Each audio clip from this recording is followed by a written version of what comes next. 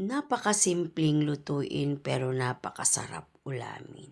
Ayan, nagluto ako ng adobong kangkong na may tokwa at baboy. Madali lang yan. Samahan nyo ako mga moms kung paano ko niluto. Bumili ako kahapon ng tokwa sa isang meat shop. Ayan. Bumili ako ng 2 pack na ganito. Madali lang naman. Hiniwa-hiwa ko lang ng cube size and then ipiprito natin. Ayan, gawin lang nating light brown ang kulay. Pag ganito na napansin yung ganito na ang kulay, hanguin na natin at iset aside muna. Meron din akong 2 taling kangkong, as in marami yan, malaking tali yung kangkong natin.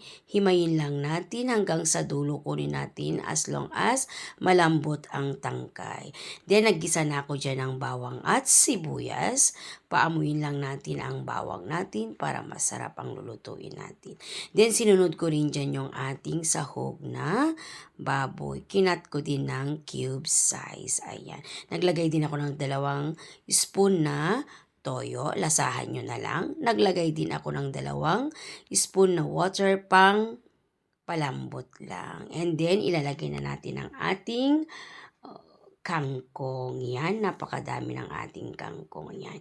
Nilasahan ko na tama na ang lasa ng paminta, konting betchin, yung toyo, ayan. Then ipaibabaw na natin ang ating tokwa. O di ba mga moms, napakasimple, napakadali, pero napakasarap.